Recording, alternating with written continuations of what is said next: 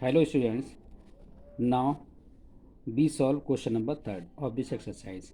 But question number 2 is given for you homework, okay? Here is the question. The cost of 2 kg of apples and 1 kg of grapes on a day was found to be rupees 160. कह रहा है देखें कि किसी भी particular day 2 kg of apples की कीमत और 1 kg ऑफ ग्रेप्स की कीमत दोनों को मिलाकर कितनी थी 160 rupees. Okay, after a month एक महीने के बाद the cost of 4 kg of apples and 2 kg of grapes is rupees 300।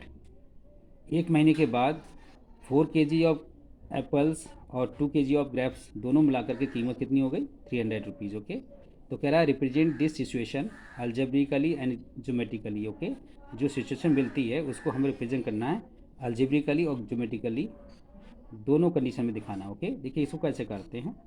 देखिए फर्स्टली हमें एज्यूम करना पड़ेगा कि कॉस्ट ऑफ 1 kg एप्पल्स और cost of 1 kg of grapes, okay, ये माननी पड़ेगी। देखिए let cost of 1 kg of apples की कीमत हमने एज्यूम कर ली एक्स रुपीज़ और cost of 1 kg of grapes की कीमत मान ली बाई रुपीज़। इसे क्लियर ना, क्योंकि जो चीज़ हमें अननोन है, मालूम नहीं है, उसको हमने एज्यूम कर लिया, मान लिया। ओके, मान लिया कि 1 kg एप्पल जो है ₹1 के आते हैं और 1 kg of grapes by rupees के आते हैं। तो अकॉर्डिंग टू फर्स्ट कंडीशन में कह रहा है कि कह रहा है देखिए 2 kg ऑफ एप्पल्स, इसकी देखिए बहुत ध्यान से सुनिए, 1 kg की कीमत हमने एक्स रुपये मान ली, तो 2 kg की 2x तो होगी, नहीं सुनवाए आपको। जैसे सपोज मान लेते हैं, अभी मान लें आप एप्पल्स मान लेते हैं 1 kg आपके 50 रुपीज़ के आते हैं, तो 2 kg आपके कितने होंगे 52 या 100 तो होंगे ना। तो सेम उसी तरीके से कि 1 kg ऑफ एप्पल्स की कीमत हमने एक्स रुपीज़ मान ली, तो 2 kg कितनी होगी 2x होगी, प्लस 1 kg ऑफ ग्रेप्स की कीमत कितनी है बाई रुपीज़ मान ली है, ये तो है। तो उसने पहले दिन मतलब कोई पर्टिकुलर जो डे था उसने 2 kg ऑफ एप्पल्स खरीदे थे और 1 kg ऑफ ग्रेप्स खरीदे थे, और दोनों को मिलाकर 160 रुपये तो पेड किया उसने। तो यहाँ पर 1 kg की तो एक्स कीमत है, तो 2 kg कितनी हो जाएगी 2x हो जाएगी। अब 1 kg की वाई है, तो दोनों को मिला करके कितना हुआ 160 रुपीज़। क्लियर ना, ठीक है ना। ठीक, उसके बाद देखिए सेकेंड कंडीशन कह रहा है कि आफ्टर अ मंथ एक महीने के बाद में उसने 4 kg ऑफ एप्पल्स खरीदे और 2 kg ऑफ ग्रेप्स खरीदे। तो 4 kg ऑफ जो एप्पल्स थे उसकी कीमत कितनी हो जाएगी 4x तो हो जाएगी, क्योंकि 1 kg कितनी थी x, तो 4 kg 4x हो गई। ऐसी 2 kg ऑफ ग्रेप्स की कीमत कितनी होगी 2y हो गई, क्योंकि 1 kg ऑफ ग्रेप्स बाई था, तो 2 kg ऑफ ग्रेप्स 2y तो हो जाएगा, दोनों मिलाकर कितना हुआ 300। क्लियर हो गया ना। ये तो हमारी इक्वेशंस बन गई। ओके, ये पहली इक्वेशन हो गई हमारी और ये सेकेंड इक्वेशन हो गई। ठीक है, इन दोनों को, ये अलजेब्रिक टर्म है, ठीक है, दोनों में एक्स और वाई, तो ये algebraic expression means algebraic equations हो गई, जैसा कि मैंने यहाँ लिखा है। ओके, क्योंकि क्वेश्चन में कह रहा था कि जो भी सिचुएशन मिलती है उसको हमें अलजेब्रिकली इसको रिप्रेजेंट करना है, तो ये हो गया ना। देन आफ्टर देखिए अब हमें कह रहा है कि ज्योमेट्रिकली रिप्रेजेंट करना है, तो ज्योमेट्रिकली रिप्रेजेंटेशन करने के लिए हमें ज़रूरी है, ज्योमेट्रिकली का मतलब होता है उस, ये जो हमारी इक्वेशंस है ये स्ट्रेट लाइन की इक्वेशन है, मतलब एक्स बाई लीनियर एक्सप्रेशन में है, तो स्ट्रेट लाइन है, ये भी स्ट्रेट लाइन है, तो इसको हमें कार्टेशियन प्लेन में रिप्रेजेंट करना है, इसी को हम ज्योमेट्रिकली रिप्रेजेंटेशन बोलते हैं। ओके, तो इसके लिए ज़रूरी है हमें पहले इसकी टेबल बनाएंगे ताकि हम उस लाइन के दोनों एंडिंग पॉइंट कंफर्म कर सकें। ओके, तो यहाँ पर देखिए एक्स और वाई ले लिया, क्योंकि एक्स वाई सोल्यूशन होते हैं किसी पर्टिकुलर पॉइंट के। ओके, तो देखिए अगर सपोज हम एक्स की वैल्यू 80 रखते हैं इसमें, ठीक है, तो बाई की वैल्यू हमें कितनी मिलेगी 0 मिलेगी। देखो यहाँ पर अगर 80 रखेंगे एक्स की प्लेस पर, तो 82 जा 160, और 160 जो इधर जाएगा माइनस का हो जाएगा, तो ये कैंसिल हो जाएगा, तो बाई की वैल्यू 0 आ जाएगी, यानी एक्स की वैल्यू 80 रखने पर बाई की वैल्यू कितनी मिली 0 मिली। ऐसे ही फिर हमने एक्स की वैल्यू हमने यहाँ पर 60 रखी, तो 62 जब 120, 120 इधर जाएगा, 160 माइनस 120 तो कितना बचाएगा 40, तो एक्स की वैल्यू हमने 60 रखी तो हमें बाई की वैल्यू 40 मिली। क्लियर हो गया ना। इसी तरीके से हम दूसरी लाइन में भी ये एक्स वैल्यू रखते हैं 60, तो बाई की वैल्यू हमें 30 मिल जाती है। ऐसी एक्स वैल्यू 40 रखते हैं इसमें, तो बाई की वैल्यू 70 मिल जाती है। ठीक है, तो अगर सपोज इसको हम ए पॉइंट से प्रेजेंट कर दें और इसको बी से, तो ए के सोल्यूशन क्या हो जाएंगे 80, 0, और बी के क्या हो जाएंगे 60, 40। पहले एक्स, ये एक्स है, फिर बाई है, तो एक्स बाई, ठीक है ना। ए में एक्स बाई, ये हो गया। ऐसे ही इसमें इसको नाम दूसरा दे दो सी डी, तो सी के कोऑर्डिनेट क्या हो गए 60, 30 और डी के कोऑर्डिनेट क्या हो गया बेटा 40, 70। इसे क्लियर। अब देखिए इसको भी हमें ज्योमेट्रिकली रिप्रेजेंट करना है। पहले हमने क्या किया इसका, पहले देखिए हमने कार्टेशियन प्लेन ड्रॉ किया, कार्टेशियन प्लेन ओके।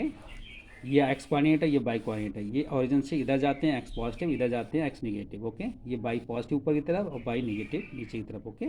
ये ओरिजिन हो गया। अब इसमें देखिए हमने क्या किया, इसमें जब वैल्यू ये लार्ज थी हमारी सोल्यूशन की 60, 40 इस तरीके से, तो इसमें हमने 20 का इसके ले लिया। तो 0, 20, 40, 60, 80 मतलब 20 का ओके। इधर भी -20, -40, -60, -80, ऊपर भी 20 का ले लिया, इधर भी 20 का ले लिया ओके। क्लियर हो गया ना। करना चाहो लिख लीजिए यहाँ पर -20, -40, -60, -80 ठीक है, ऊपर पॉजिटिव चलेगा।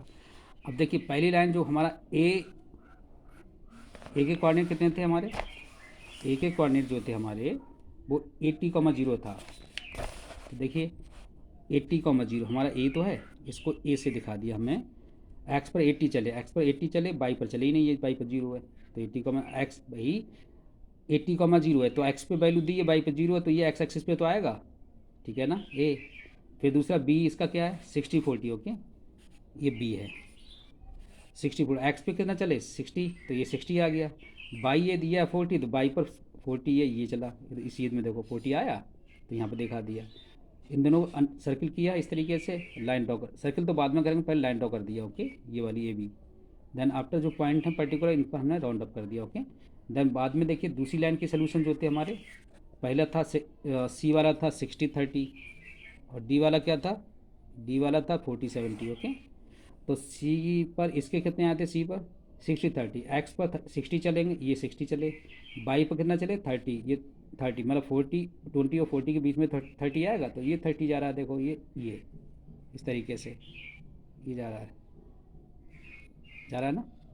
और ये इसकी सीध में ये 60 जा रहा है ना ये, ठीक है। तो ये हमारा हो गया। ऐसे ही हमारा 40, 70 है, तो 40 एक्स पर देखो, एक्स पर 40 और इस पर 70, 70 ऊपर चलेंगे देखो 70, 70 कहाँ आएगा 60 और 80 के बीच में ये 70 देखो ऐसे आया ना, ये 40 और ये 70 ओके। तो ये डी हो गया। अब इन दोनों पॉइंट से मिलाती हुई लाइन ड्रॉ कर दी ओके, जो पर्टिकुलर पॉइंट थे उनको राउंड अप कर दिया ओके। क्लियर। तो इट मीन्स हमें ये कन्फर्म हो गई, ये लाइन पहली लाइन जो दूसरी लाइन जो है पहली लाइन के कैसी है, पैरेलल है ना। ये देखो ये एक दूसरे को इंटरसेक्ट नहीं करेंगी ठीक है ना ओके। बाकी हमने इसको पहले आपको जो प्रीवियस डे वाले दिन इसके नेचर ऑफ द जो लीनियर इक्वेशंस जो थे उसके बारे में मैंने आपको एक्सप्लेन किया था। उसमें क्या था कि देखिए हमारी पहली लाइन जो थी हमारी, जैसे ये लाइन थी, पहली लाइन की इक्वेशन क्या है 2x + y = 160 और दूसरी लाइन क्या थी 4x + 2y = 300। अब देखिए इनका नेचर बिहेव चेक करते हैं, देखिए ये लाइन कैसी होंगी ठीक है ना। तो देखिए मैंने बताया ना एक्स के कोएफिशिएंट का रेशियो, एक्स के कोएफिशिएंट का रेशियो इतना है, ये वाला 2/4 तो है, और इसमें y के कोएफिशिएंट का रेशियो क्या है 1/2 है, और कांस्टेंट टर्म का क्या है 160/300 ये तो है। तो इसको सिंप्लीफाई किया 1/2 हो गया, इसका 1/2 है। तो ये दोनों देखो इसको सिंप्लीफाई किया 1/2 मिला, ये 1/2 ऑलरेडी है। इसका देखते हैं ठीक है ना, ये 0 0 कैंसिल हो गया। अब 2 से डिवाइड करेंगे 2 8 जा और 2 15 जा। तो इट मीन्स देखिए बेटा ये आपको कन्फर्म है, ये 1/2 ये भी 1/2 बट ये 8/15। देखिए ये तो आपस में बराबर है बट ये इसके इक्वल नहीं है। तो ये कंडीशन क्या होती है A1/A2 B1/B2 is not equal to C1/C2। अगर देखिए एक्स और वाई का ऑप्शन का रेशियो सेम होता है बट कांस्टेंट टर्म का रेशियो को बराबर नहीं हो, तो ऐसे में कैसी होंगी वो line, they are parallel okay. Is a clear now, note down okay, इसको नोट कर लेना ठीक है ना। ये ज़रूरी नहीं है अभी, ये तो मैं आपको समझा दिया ओके।